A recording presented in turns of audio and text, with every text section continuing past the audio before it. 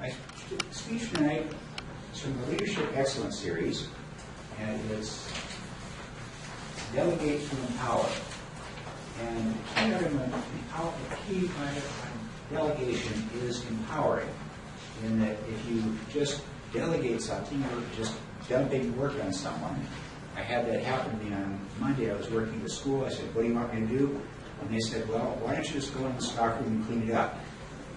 It had none of the features of delegation. It was basically just dumping work, do whatever you want, whatever, so forth. Hopefully we'll see a little bit better, but that is not a very good delegation. So a definition of delegation is the process of transferring responsibility for a specific activity or task from one person to another and empowering that individual to accomplish a specific goal. Now, I take a little bit of exception to the transferring the responsibility, because when you delegate something, while you are telling someone, here is something, I want you to do it, you're responsible for it, that at the same time, you are still responsible for it. You can't tell your boss, well, I gave the job to Fred, and Fred mucked it up, so it's not my responsibility. It still remains your responsibility, and you have to remember that with delegation, that it's your responsibility to make sure things happen. So let's look at the 4 steps of delegation. First one is match the needs to ability and availability. First one is to identify who is knowledgeable and skilled about the particular project that you're trying to assign. Now, if I had a car problem, I would just take the car to a shop and have them work on it. That's a pretty obvious thing that they have the skills that I don't have.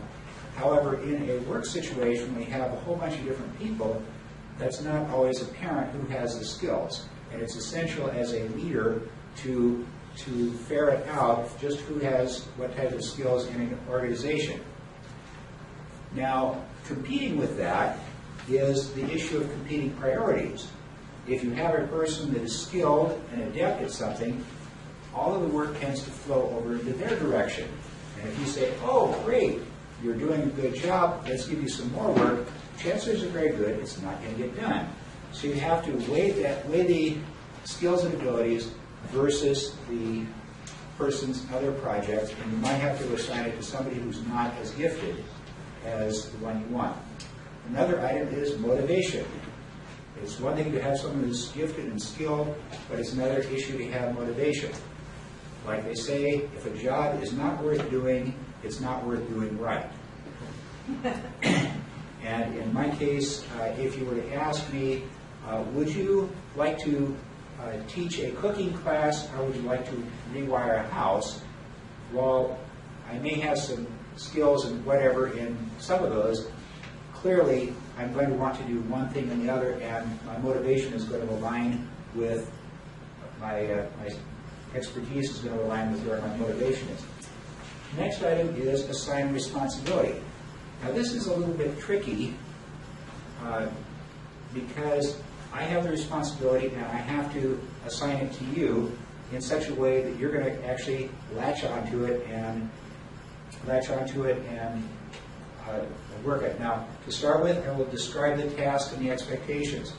Now, I hired a contractor one time to do a major addition to our house, as well as build a garage, and it was actually it was a rental house at the time, but it was the sort of thing where we had a tenant had moved out, so it was a great time to do some work, and he was available, so it was a great time to have him working. However, because of the convergence of those two factors, we had him start working on sort of a time and availability type of process, and we didn't describe everything quite in the level of detail that we really needed to. So one of the problems that I ended up with is I said, I'd like you to install a new electrical panel. And obviously the smallest electrical panel you would install in a new house is 200 amps, and he installed a 60 amp panel, which was the same size as what I had before. So I didn't adequately describe the task. It's also good to describe the tasks in writing, so you can refer to it and say, this is what I wanted. Next, if you're dealing with a long-term project, chances are very good that the subordinate that you're assigning it to doesn't have the training to accomplish it. So you're going to need to identify what his weaknesses are and what he needs to have in the way of training to do the job. And of course, give him the resources that he's going to need to do the project. Tell him, identify with the resources. Who can you call on to help you? What is your budget? What is your time frame? What are the different factors that you can do? Now, a key issue is empowerment and granting authority. And it's necessary to not only grant authority, but to keep reinforcing what that level of authority is. Because if you say, I give you authority to do this, some people are going to be a little bit timid and say, well, I'm not sure I really have that authority. And so they'll kind of back off and do less than you're asking. Likewise, someone else will say, he's just told me to do whatever I want, and he exceeds your authority and causes a lot of frustration. This happened with my dad. I was helping him to manage some of his finances, and he said, here's the level of authority you have. I'd exercise that level of authority. And he'd say, why did you do that without consulting me? Well, and so forth. Ultimately, because we couldn't resolve this conflict of the amount of authority I actually had, I ended up having to say, Dad, I just can't manage your finances anymore. And then, once you have done all that, it's necessary to establish accountability. Okay, I've given the project to you, but how are you going to be graded? When does it have to be done? What are the milestones? You have to have a clear level of accountability. This might be something that changes over time, but you need to establish what the accountability is so you know when you've done a good project. Now, let's talk about some of the barriers to delegation. One is the lack of confidence. I really don't think that Fred can do the job. And so I'm unwilling to delegate it to Fred.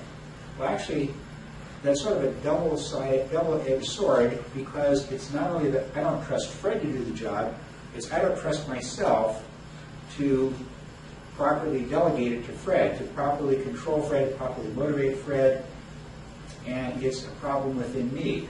Now, if you're going to be a supervisor, you have to gain that confidence, and that confidence comes through continuous interaction with employees, subordinates, in terms of let's work together so we can get that confidence, because they say that if you want something done, do it yourself. And if you insist on doing everything yourself, you're not going to get very much done. You're constrained to what your own abilities are. But if you delegate, what you're able to accomplish is unlimited. Next issue is control. That's sort of a pathological issue that I want it done exactly my way, exactly the time that I want it, and so forth. This is something that we all have a desire for control, and if you want to delegate, if you want to get more done than you're able to do yourself, you have to be able to surrender control to other people. Another issue is selfishness. Got a high-profile project, and if I give that project to someone else, then I'm sharing the spotlight with them. Now, being selfish on delegating high-profile stuff works in the short term, but in the long term, over the years, your manager is going to see that you are holding on to projects for yourself because of selfish reasons. And it will become apparent, and it will show that you're not a very valuable employee. Another issue is insecurity. If I give that project to Fred, and Fred does a bang-up job on it, and he does a lot better job than I could have, is he going to be after my job? And the answer is, yeah. But again, that is like the issue of selfishness. This type of concern is effective in the short run. That when you empower other people, when you nurture people and cause them to grow, you end up being more valuable to the company. So which is more valuable to your employer? To have an employee who gets work done, or is it more valuable to have an employee who nurtures other people and makes them more valuable to the company? So ultimately, by empowering other people, by getting them to shine in everybody's eyes, you become a more valuable and more marketable commodity yourself. And then, of course, the issue of reluctance. I really don't want to give this person another project to do. He's got so much to do. Well, tough luck. Either you're going to do it or you're going to assign it to someone else. So what are the benefits of delegation? One is you end up with a more involved and empowered workforce. And if you're empowered, if you feel, gee, I can really do things, that makes the job a lot more fun to be at. And if it's a lot more fun to be at, it's a lot more fun to do, that will increase productivity and quality.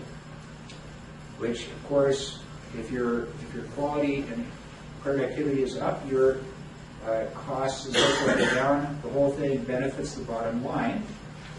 You end up by empowering people, you end up with greater innovation because you're tapping into the abilities of your subordinates and creating new products and ideas.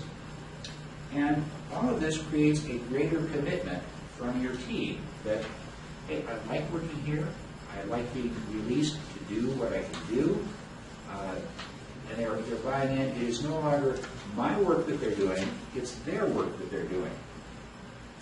I'll leave you with this one last quote. And the quote is, never tell people how to do things, tell them what to do, and they will surprise you with their integrity. Surprise you with their ingenuity. Now, this is a great little management quote, and you think it would be from someone like Peter Drucker or some sort of management guru, but it's actually from General Patton. Now, General Patton, when you think of General Patton, you think, you guys, do this, you, go there, get shot at, so forth. You don't think of a commanding officer who has the authority to get you shot as being someone who is empowering people to do things. But this is what he thought, that he didn't want to tell people, do this, this, this, but he had a preference to say, you're here, go here, follow whatever path you want to accomplish the goal. Thank you.